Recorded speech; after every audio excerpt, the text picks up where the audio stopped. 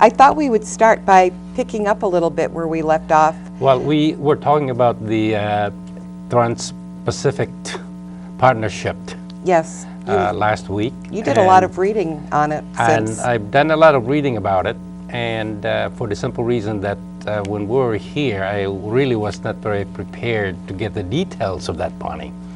And since then, as you probably may have known, that there are 12 countries, primarily in the South Pacific, or South Asian countries, and together with Australia, New Zealand, and the United States, they have formed a partnership, and it's like a trade partnership where they will have their own agreement made by the corporations in this 12 different countries and backed by the government that sponsored them.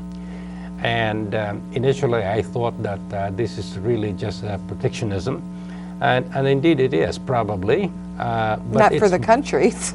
No, but I think for now they're focusing on copyright laws, piracies, as well as pharmaceuticals. And as far as the pharmaceuticals are concerned, they of course are very concerned about that there might be some generics that might be put out by different countries, and therefore it will cut down on the cost of some of these medications and prescriptions of these major drug companies.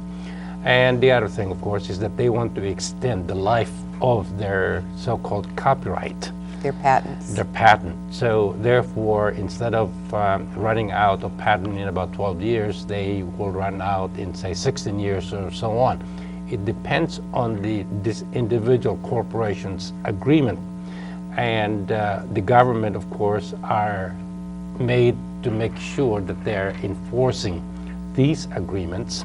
And so they now have a very strong legal way of reporting anyone and arresting anyone. So as far as copyright laws are concerned, it looks like that they could look at your teenage kid's computer and see how many downloads of music they have made, and they can go after that, and they will literally take them to court and sue them, and for a huge price. Which, interestingly, in our introduction of the music that you have by Kelly Clarkson, and I know Kelly Clarkson, yeah, right? Her song "People Like Us." Right, and that was pretty good because I followed her since she won the American Idol contest years ago. Mm-hmm. And of course, last night I was also watching Taylor Swift's "Shake It Off." And there were so many versions, of course, and I even listened to the Chipmunks version. Okay, but it's a copyright that they're talking about. Right. That's only one small part of what that whole trade agreement is. And actually, Ben, it's not a trade agreement. A trade agreement is very simple. One country says to the other country, "I won't charge you tariffs for your stuff. You don't charge us tariffs for ours." That's a trade agreement, okay? That's all a trade agreement is. The rest of this is a major the global corporation's way of maximizing their profits without the interference of any government. And the fact that they are trying to fast track this, which means once the corporations actually get together, the draft is completed, the only thing that the Senate or the House can do is pass it. Yes or no. No amendments. They cannot take out something that says these companies do not have to comply with U.S. regulations for clean water or for clean air. What we do is okay. If our profits are impeded by or infringed upon by any of your regulations, you have to reimburse us for the loss of our profit. Well, the magnitude of this agreement is that if this goes through, they control 40% of the entire world's GDP. Economy, so yeah. They have a way of monopolizing things. And obviously, of course, there's a lot of huge corporations that gets into this umbrella. So that would be one of them. And of course, that also shows that there are some countries that may be included in this agreement that have no qualms about human rights or labor laws or environmental changes or pollutions and so on. So it is something that we need to be able to make sure that things like this don't happen. Interestingly, a lot of the reads that I did on this topic are based on leaks primarily, because you just cannot get a definitive documents to any of this. And all of this is secret. WikiLeaks is one of the major source of this, and you can probably Google this. But I think it's something to think about. But obviously, it's not the only trade agreement that's going on right now, because Canada is also having their own trade agreement with another countries, European countries and so on. Of course, the European Unions are themselves a trade agreement all by themselves. But I think that a lot of the questions that we should be asking are specific to Connecticut. And knowing that how important this is going to affect our jobs and our economy here in Connecticut, one of the things I've done is ask our Connecticut Commissioner of Labor, Ms. Palmer, to appear on our show as our guest, and she is going to be coming. We're setting up which Wednesday is going to fit into her schedule. But I think that they've asked me what specific questions we will be asking her. And I think our first question to her is, has NAFTA affected the Connecticut economy? And already we're getting a yes out of that office. And I think we would like to know, to what extent has NAFTA affected our Connecticut economy? And what does she see the Trans-Pacific Partnership Trade Agreement may be having, again, on the Connecticut economy?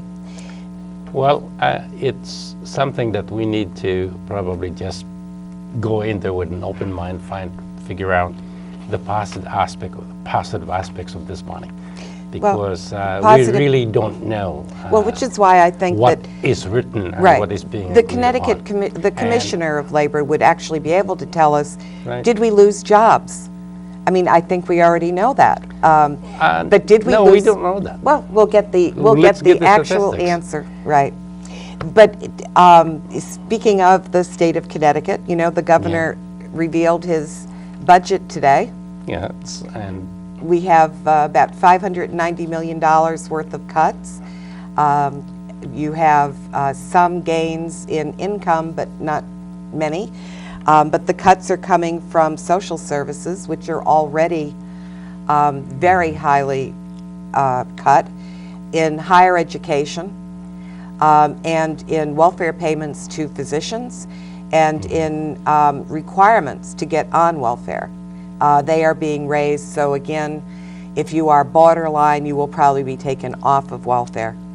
So that's where some of the savings are, along with closing off all employment for state employment.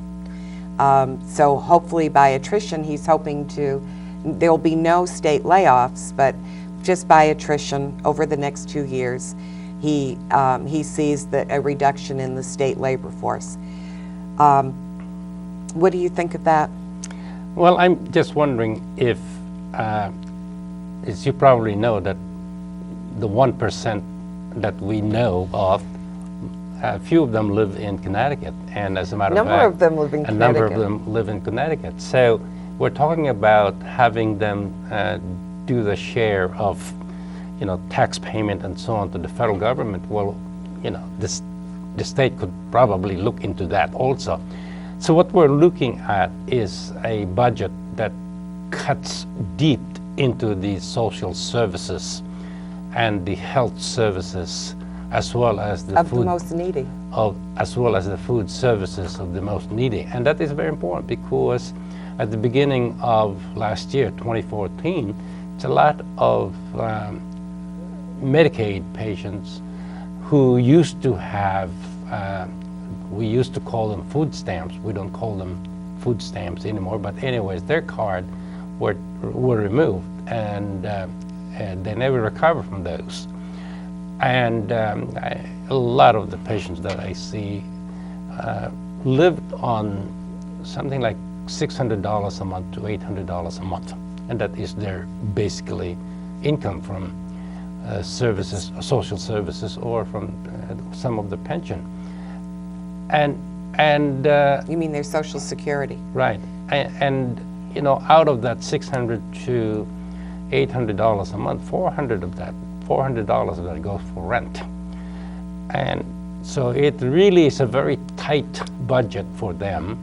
That doesn't cover their electricity. And that doesn't cover their electricity. Or their heat, or, you know, their normal expenses. And all they need to do is go to an emergency room or go to a doctor's office, and that copay that they have to make, or their medications copay that they have to make, and if, you know, you might think that, well, gee, it's only a few dollars or 20% of what Medicare will pay them. It's a huge deal for them. That either makes or break their food budget for that month. And so there's a lot of critically, I would say,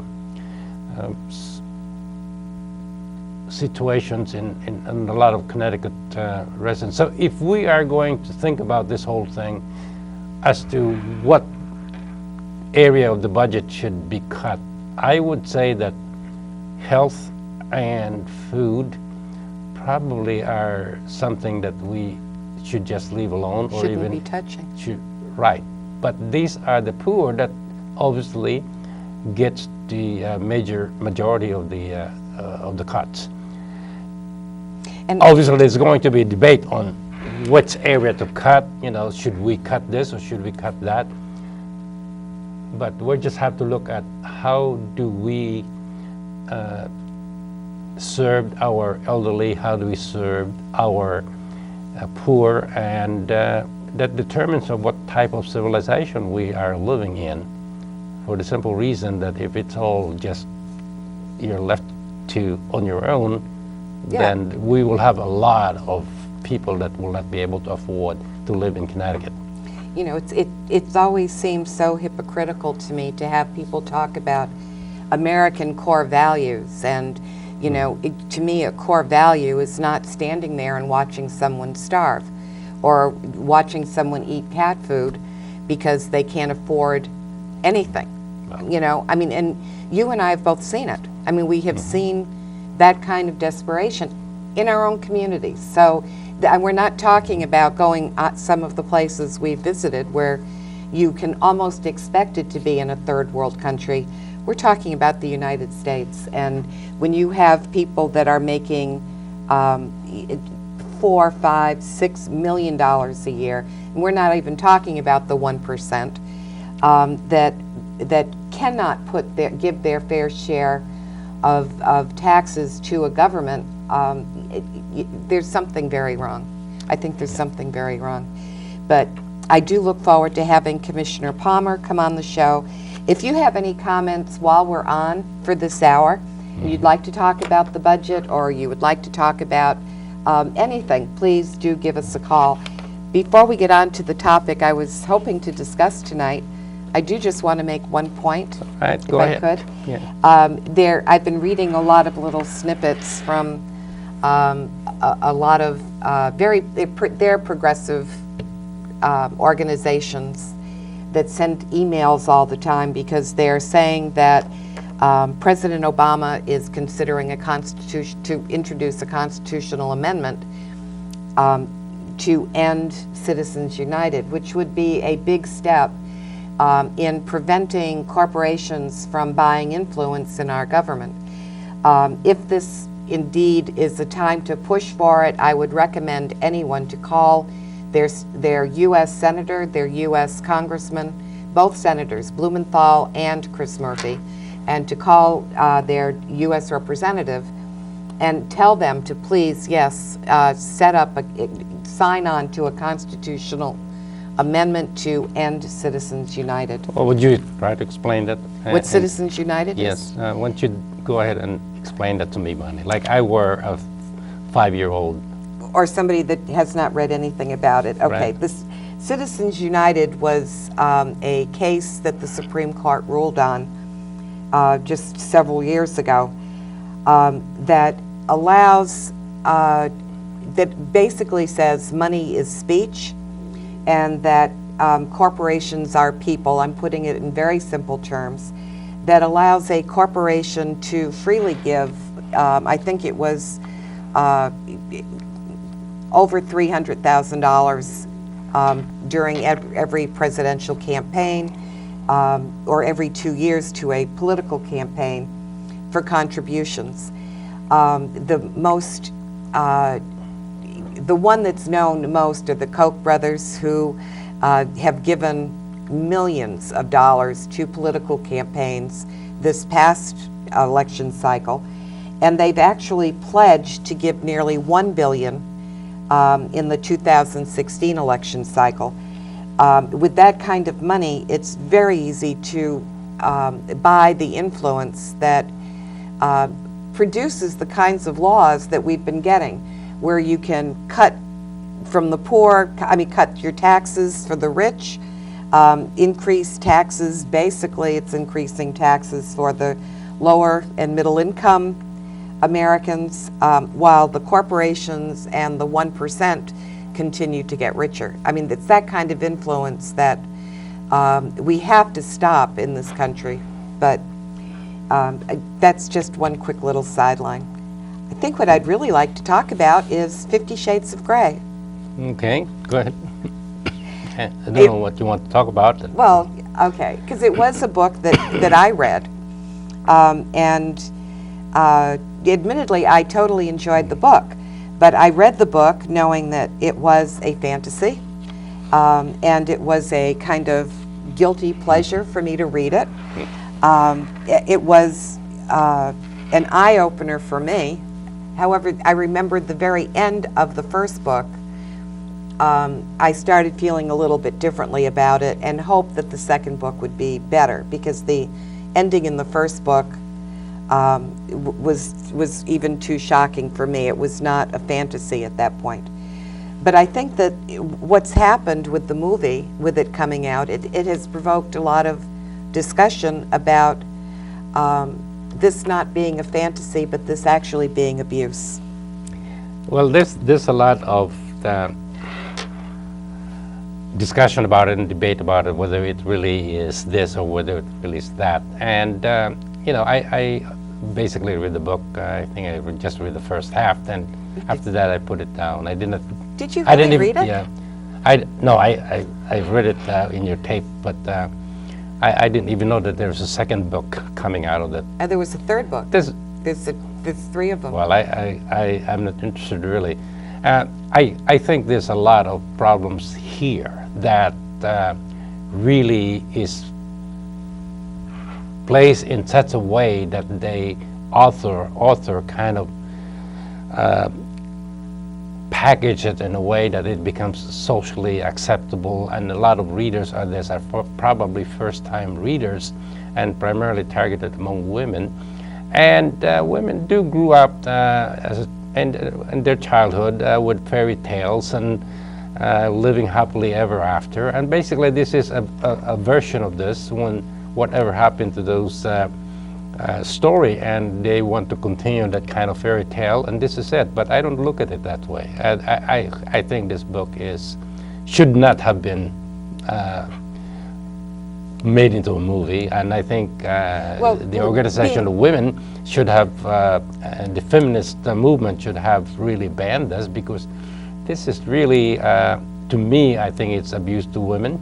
I think it is trying to control another individual, and I think there's a lot of things that are really not suitable at this time of, in the years that we're trying to get equal rights among women, and then the woman is allowing this author book to come out and making the woman very submit, or very submissive, and right, to any whim that a man will have. I think, being fair, we should at least tell our viewers that we did not see the movie. I mean, I did read the book, but we did not go to see the movie. Actually, I was afraid to see the movie after having read the book. I couldn't even imagine seeing that movie with you. From what I've heard, it's not as explicit as the book. So, however, even in the movie, it depicts how he degrades her verbally. And many women, I think, sometimes forget that that is abuse. In a lot of ways, there's that fine line that's already been drawn in the workplace. I mean, if there is sexual abuse or sexual harassment in the workplace, that should also be true anywhere else in society. So how come in the workplace there is such a strict guideline that every employee or employer should follow, and yet when they come outside, they go to a bar, they go to the mall, home, or even they go to the home, and it's all forgotten. Right. That line is no longer there. Right. Women aren't treated respectfully. They're treated like they're... And so does this book, and for that reason, I'm very concerned that it may turn back the clock in such a way that, well, here is a book and it allows these things to happen, and no one seems to really care much about that, and they think that it's all entertainment and it's fun and it's a fantasy and it's a fairy tale, and so let's just continue on with that. Well, I would say that if you have a movie that depicts animal cruelty or something like that, I'm sure that they'll probably say that should not be used as a subject or a topic of the movie. So I think it's the same thing as with this one, Bonnie. Well, in one scene, well, in several scenes, obviously, he is absolutely stalking her, but it's so romanticized that you feel like, he's just so much in love with her, or he's not saying he's in love with her, he's just so attracted to her, but you're given the feeling that, he's just so in love, that's why he's doing this. And yet, when you think about the women that are stalked, or if you're ever in the situation where you're being stalked, it's very frightening. There's nothing romantic about it. There's nothing romantic about having someone beat you. It's not romantic.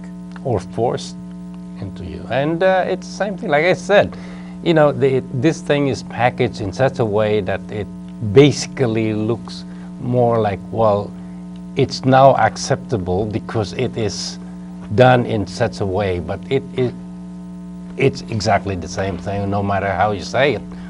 But in both the book and from what I understand the movie, whenever from a woman's perspective, when the woman begins to realize that she is being abused, that no does not mean no, that her wishes are not respected, that she is belittled and made to feel like, when she begins to realize that and begins to try to assert herself and make no really mean no, everything is turned around. They're made to feel like it's all her fault to begin with. And I've seen this with other women also, that when you're dealing with women who have been abused, it's very difficult for them to even recognize initially that abuse is happening. No, he loves me. He really does love me. It only happens when he's drunk, or it only happened because he was upset about what happened at work and he had nobody else to take it out on. Well, at work, if the boss screams at his secretary or tells her to You're an this idiot. or do that, Can't you do this immediately right? there is that sexual harassment lawsuit going on, and yet that same woman or that same person that where the abuse was directed to, when he he or she comes out of that office and goes home, she will be given exactly the same kind of treatment, and yet she will say, well, it's because he or she loves me. So we need to... Or, you know, the other, there's also the nurturing side of women, because they see this person that's abusing them as someone that doesn't really mean it. He really does love me, but it just happened, and if I was just better to him, if I just understood a little bit better, he wouldn't have done that and I could have helped him. I think a lot of this is probably cultural environment that someone is brought up, and you know, we do have a lot of that. Kids growing up, little girls and little boys are growing up in a different kind of environment, and even though they may be in the same school, girls were taught about fairy tales and so on and so on, and everyone lives happily ever after because the prince came in to rescue him. Of course, the boys are also growing up in a different environment. That, I think, is probably the beginning of the culture of fairy tales, and things are really going to be okay. That the prince reality will save the woman? Yeah, that reality... That she doesn't have to save herself? The reality can sometimes be cruel, and I think that is what is lacking. That I think the perspective of growing up, we need to also instill into the value of how can you take and accept failure, because failure does happen, and if you were never taught on how to accept that and how to work through to it, overcome that, then you will never get anywhere beyond that failure stage. How often do you think you see patients that, or even when we had the private practice, how often do you think you saw patients that were women that were abused? Or how often do you think you recognized it? It's very difficult if you are not thinking about it. And there are a lot of ways to recognize that. But over the years, nothing in the book, they say, will ever show you that that is the signs and symptoms. Because in the book, I mean, in the textbook, they will say, well, you know, a woman would come in with black and blue marks and so on and so on. Well, you don't see that at all. I mean, there's different ways of abusing a person.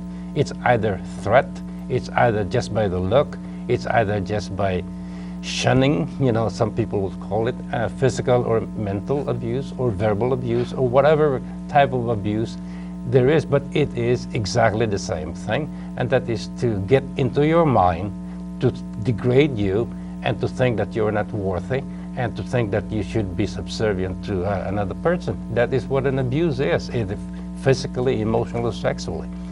So when a person comes to you and or comes to me, it's very difficult to find that out, because they are just as normal and as educated and as high level of living in a society, and yet they are abused.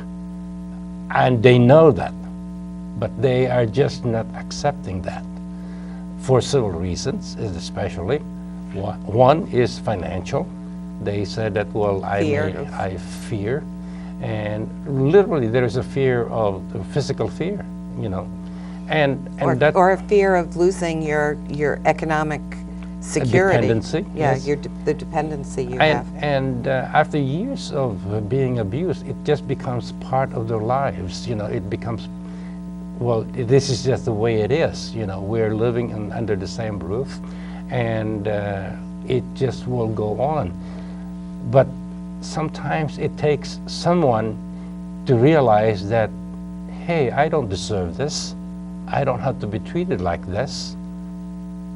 And that sometimes can be very difficult to come to, for the simple reason, like I said, because when they grew up, they always were taught that life and the end will always be a happy ending. Have a nice happy ending. And there never comes a time when they were told that, well, yeah, you do fail, and yes, there is failure, and you have to be able to work around that and move on or quit when you have to quit. They were always told that you never quit.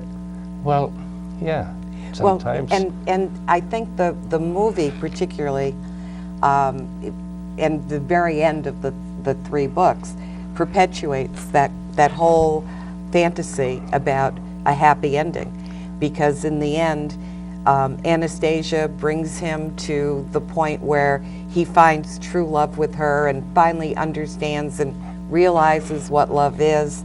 And you begin to think that, you know, okay, after all of these horrible things, she got through to him and he loves her. So. Well, actually, the fairy tale there is that at the end that she got through him, and he's turned himself into the loving guy, and no longer will beat her up or abuse her or take advantage of her. Well, unfortunately, that very seldom happens. And the only place that it can happen was to put the guy in prison. So, so in any case, well, that's my interpretation of that. So if there's anyone there with a different interpretation and wants to debate everything, that of course you can just come up. And this is what Ben's Ben Lathrop decided was a good prop for us for tonight's show. He thought that having masking tape, I think he was hoping that Ben would do a demonstration. But we're putting that away. But actually, this is a very, very thin roll. You should see this. The big roll that he brought out. Yes, he was really hoping for an active show here tonight. But I think that when we don't look at this as sex, instead of looking at it as sex, which is what I did when I was first reading it, and just fell into this fantasy about the sex was great. I mean, at least it triggered certain feelings that I thought was, yes, they are guilty pleasures. There's nothing wrong with having good, healthy sex. But when you start looking at it from another perspective, or you get to the point where you realize when she says no, it's not meaning no, or when he's screaming at her about how you are so stupid, didn't I already tell you this? You know, you begin to see the lack of respect, and there's really not any real trust. So it has a completely different meaning when it's viewed that way. So for our viewers, I would say that you just kind of look into the pattern, and if you are in a relationship, look at the pattern and see for yourself. Yeah, you may not recognize it, but there is a pattern. Any of these actions, there is always a pattern. It's not a random event or a random sentinel event. It is a pattern. So it's a pattern of abuse, it's a pattern of degrading you, making you do things that you really don't want to do, submission and so on. That it is a pattern. There is help for women that are stuck in situations, and I did not bring my list. I meant to, because I do have a list, but of resources that women can turn to when they want to get help. Yes, there's plenty in the area. There really are. Yeah, right. And it just takes somebody reaching out. Sometimes the first step to reaching out is just to contact your doctor. You know, it could be as simple as that. Or contact my doctor, because he does know where all the resources are. Okay, you know, there is one topic that I'm still waiting to get our guest for, that again I think is a very critical issue, and that's obviously climate change. And we haven't really talked very much about that. There was, we have a number of articles that both of us have read and books that we've read that, because people are still saying, well, it's debatable. I mean, here we have the new chairman of the Senate Energy Commission that says there is no such thing as climate change. But I think that there is no doubt that, at least with the scientists, they recognize that yes, climate change is happening, and does it really matter at this point how much is caused by man and how much is part of the natural cycle? What we do know is that it is happening faster than it has ever happened in any previous time in history. Yeah, well, we went to that march, Bonnie, last fall in New York City, and I was really surprised at how much people knew about. We used to call them global warming, and then it became climate change, and there's a lot of things that are being done to put all this data in the public. But at the same time, you get to understand that just like the tobacco industries in the past, there were so many medical studies about the bad effect of nicotine and the bad effect of cigarette smoking. And a lot of people were saying, no, that really is not true, and so on and so on. And of course, the tobacco industry tried to protect it. Well, that is what I'm seeing right now. It is exactly what we're looking at. And so you have all of these so-called data coming from MIT. They have a graph on what is the ozone level, and so on and so on, methane level, and so on. And yet, there are a group of either organization or corporation that says, no, it's just a natural cycle of the earth, and that it goes through who millions makes up of these years. corporations? But then, of course, you have to look at then who are behind this. Well, maybe the tobacco industry is behind this. Just like what they used to do. So in any ways, we did go to this march, and I'm quite impressed, because in that march there were people, young people from all over the United States, and some even from out of this country, that came into New York City just to have that march, and I'm so glad that we did march on this thing. And we have some photos, as a matter of fact. In any case, I think it is becoming to be political football, and people were saying, oh, this party believes that there's a climate change, and then this party doesn't believe that there's a climate change. And this is where the biggest issue is going to be, because if you politicize this issue, then we will never get through this. The problem is, to me, it doesn't matter at this point how much has been caused by the carbon dioxide produced by human beings, and how much is just the normal, because what we can absolutely show is that you don't get methane clouds like the one over the three, what's that, 3 corners, or is it 4 corners in the Southwest where the 4 states meet? There's a methane cloud in that area that is the size of Delaware, the size of a state. A methane cloud. Well, they have a lot of cattle there, Bonnie. Yeah, this is not from the gas expelled by a cow. They don't have cows grazing in the deserts, love. Well, there's no people, of course. Yeah. And no human gas. I mean, this is methane gas that is lost through the extraction of oil and natural gas. So the methane has escaped, and when NASA first saw this methane cloud, that it hasn't gone up into the stratosphere or atmosphere, it's still hovering in this area. When they first saw it, they thought it was a computer glitch, because they couldn't believe they could see a methane cloud this big. When they realized that this was not a glitch, this was real, it shocked even NASA to say, you know, that much methane is floating around in one cloud. I mean, you begin to look at the reason they don't call it global warming, but climate change now, is because people, when they had snowstorms like we had, they'd say, see, the Earth isn't getting warmer. Well, no, the whole entire Earth's pattern in climates are changing. When you saw the size of the snowstorms that have come in, I mean, they weren't the normal, typical little snowstorms. When you look at the amount of glacier ice that has melted in Patagonia, not just the Arctic. I mean, when you look at these and you see the amount of glacier melting off of Greenland, off of Patagonia, off of the Antarctic. I mean, you have to begin to say, okay, yes, we are having some warming temperatures. We already know what those warming temperatures are.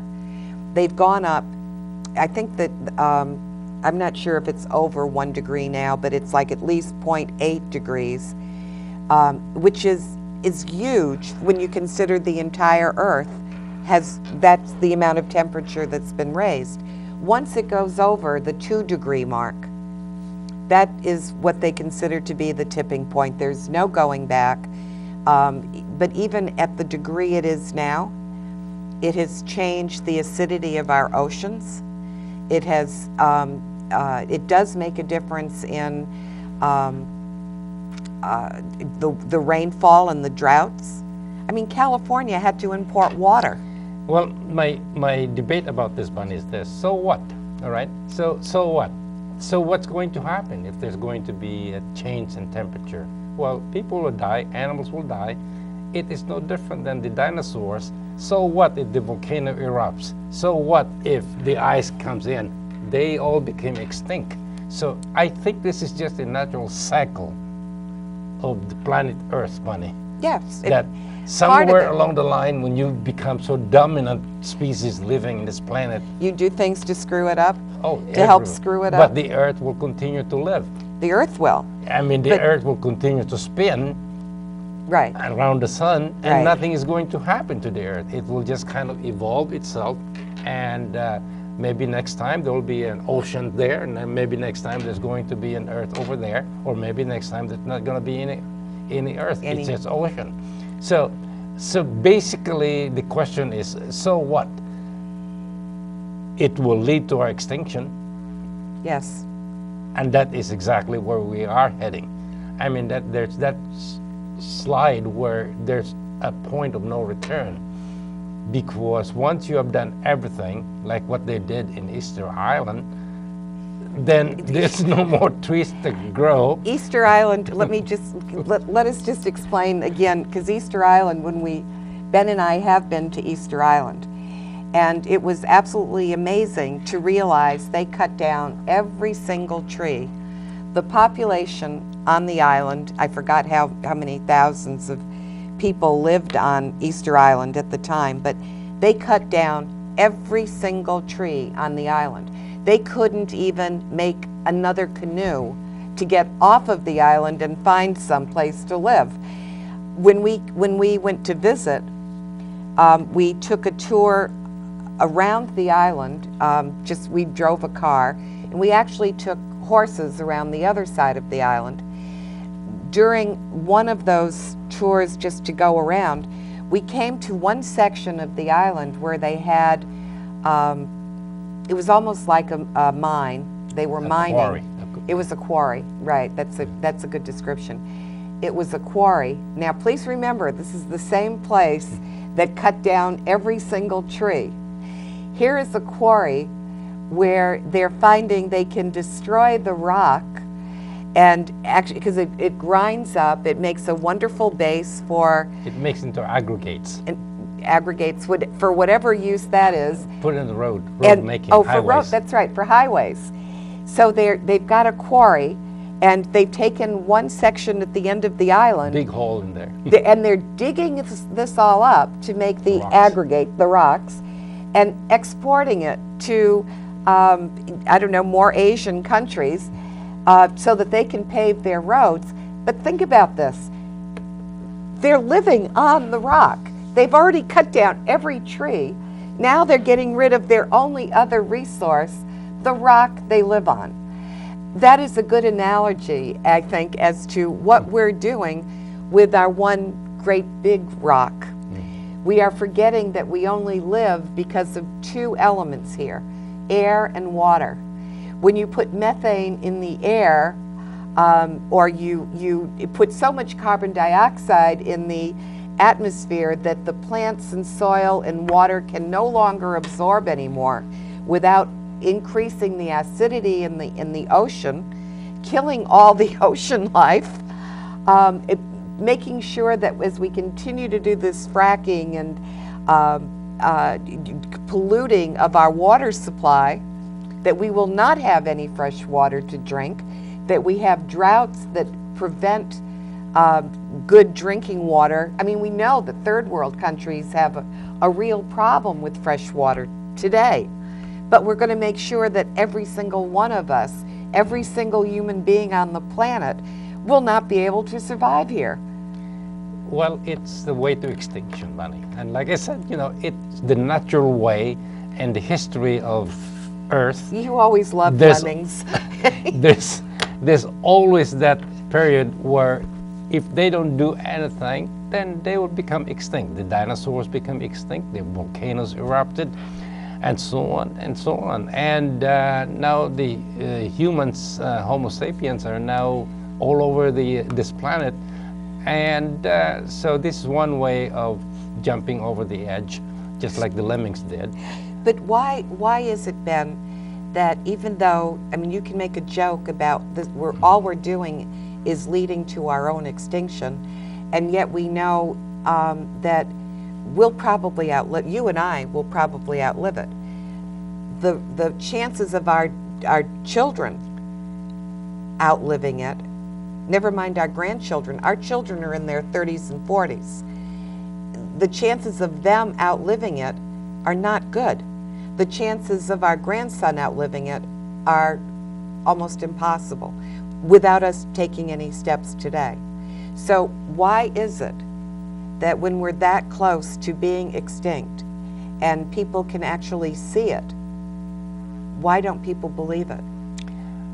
Well, it's a nature of people, I think, and that's the nature of the saying that, well, gee, why are we borrowing money when we cannot, pay for that? Well, it's the same thing. Let's do everything because that's in your human nature to do it.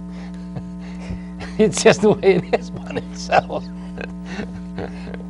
I don't know. I think that there's got to be, I think that maybe they listen to the people that say it's all a hoax. I don't think so. You don't think I don't think so. I think there's people who just really don't think that far ahead. Not far enough to their next glass of water? That's correct. I mean, in Brazil now they're hoarding fresh water. Well, yeah, because their reservoir is completely dried up. That's right. You had the same thing in California. Yeah. When you look at what, these droughts are occurring not in the Sahara. Yeah, but you see, there will always come up with some kind of solution. I mean, just because they're drowning, I mean, they're dehydrating themselves doesn't mean that they're not going to come up with anything. I mean, Oh, you're waiting for these wonderful corporations that yeah, of course. care so much about humanity that they're out there decrying the fact that there isn't a global climate change. In Southwest Asia, say, for instance, Saudi Arabia, Iraq, and those states that are right in the middle of the desert, the biggest factory is converting salt water into drinking water. And they even have enough fresh water to irrigate and have a swimming pool and irrigate a huge patch of desert, and your green plant comes up, and it is so weird to see that in this middle of an ocean of nothing, of desert, and all of a sudden you get an acre or two of this green patch. So. But no, I think that, all right, then, but to me, that's what is going on with climate change is, do we have a phone? Okay, there's no light. We're on our way to extinction, as simple as that. Hi, you're on the air? Yeah, hi, Bonnie. Hi, Walter. Hi, Walter. How nice. Hi, Ben. Hi. Great show. Oh, thank you. Yeah. You just liked it because we were talking about sex. Yeah, I know. I was sitting there thinking, what can I call in on that? And oh no, I better not risk it. You couldn't even think of one with the tape, huh? Yeah. I'm disappointed in you, Walter. Yeah, no, this is a great show, and that issue on the climate change, you're We're- right on. we're- But you had me thinking of the what can we do about it? I think that's the big question, you know, or can we get to do something about it? And There are solutions. There are solutions, and I think that our guest. We're waiting for our guest to come up from Washington, Washington D.C., from the Union of Concerned Scientists, because I think it's important that when we talk about it, we have the expert here that actually has the figures, the facts and figures. But there are solutions. I mean, one is obviously to just stop drilling for oil, stop using oil, and turn our economy. It does not have to weaken our economy. It could make us an economic giant in the world if we started devoting some of our resources to actually manufacturing the desalination plants, the solar energy cells, improving the technology for both solar and wind and hydro. There are a lot of things we can do. One of the things that Ben did was to get me a Tesla. Well, Walter, I think this is how I feel, because Bonnie and I have very different ideas on the solution. We both agree that there is a climate change, but our solution is really two different areas, because she does believe that government can do this and private corporation can do this. I really think that if it were done, it would have been done a long time ago. But I really think that this is where the 1% should put their money. well, I think I think to start with, we should be piping water down from the north rather than the oil. And Yeah, good idea. yeah, and you know, I've always said, and you know, that's what we should be using for power. Yeah, And, actually, Walter, and they I already think we could simplify it too. they actually have done that a long time ago. The Colorado River, they actually took all the water from the Colorado River, and it no longer goes to Mexico. Yeah. That's right. It Well, goes to I don't want to California. take up all your time, but Yes. you know how I feel about you. You're the greatest, and good luck with the program. Oh, Thank you very Walter. much, Walter. Okay.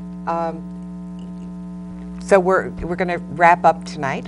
All right. I think that I've been working on bringing the guests in. I think that part of the problem has been, obviously, our snow has dissuaded people from traveling anywhere. We don't go to Boston or Washington. Well, we are a new show also, And so it's it's also- not like what we used to have before when we had been on the air for more than 10 years. And you know, we can get guests from all over the place, and we can get guests from Washington D.C. They would Right. come down, and you know, New Jersey, New York City. So it takes time, and it takes a lot of time to explain to them what we're doing. And of course, at the time when we're making the show, it's all, you know, about the veterans. And of course, you know, if we continue on the veteran topic, there are millions and millions of hours of that we could sit down here and talk about it. Or on healthcare. I mean, there's or in healthcare. and all or- of these or- issues. Or pharmaceutical products. Yes. And all of these Do are you have important. a dry eyes? Okay. Oh here's yeah, a dry eye. I love that $300. one. Or what's the one tube. where you're shaking your foot? You have that. Right. You shake your foot. Or restless leg. Yeah. There or we go. If you have acid stomach, or whether you have hair on your chest, or don't this kind have of- hair on your chest. or don't have hair on your chest. So there's a lot of things there that I thought that are not medically necessary. But one thing that is medically necessary is pain medication. Is the pain medication. Absolutely. Everyone finds that definitely medically necessary. Right. You'd be surprised how many people lose their prescriptions or their The bottle. drugs. The bottle fell in the toilet. Yeah. Or, yep, that pain medication will get you every time. When what I recommend is good old aspirin. You know, try having a baby and then telling me how much pain you've got. Okay. Anyway, there are really important issues that we do want to discuss, and you're right. I mean, the show is still young. Once we develop the audience that, because you know, a lot of people have kind of stopped tuning into cable for a number of reasons. But Yeah, and we need really popular and famous guest here. That's why we're still trying to get Brian Williams to move down here, because he Ben, most likely I'm not going to is- talk to Brian Williams. he's probably not going to have any job 6 months from now. So we have a job opening for him. We do. And actually, he was at one time the most trusted journalist, TV journalist. So Yeah. that's what he was. That was his title. They misspoke. They misspoke. Well, we can trust him because, trust me, Well, we have Ben and I actually, will. we have Ben and I actually- will yeah. double check all of his information. No, we have very low standard here. Ben, You can misspoke any. how can he say that?